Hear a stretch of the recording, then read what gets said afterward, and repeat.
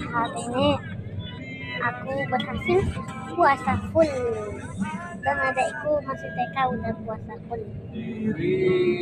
Ini udah buka dan aku udah makan ini.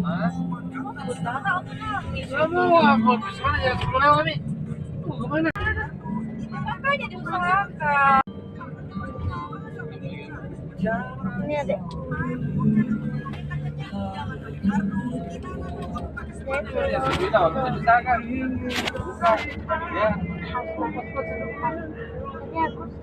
makan sama tante aku udah pulang gitu udah jam 11.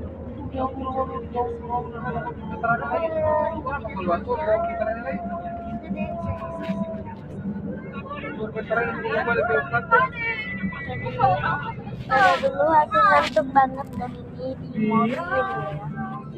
Bisa lihat di mobil.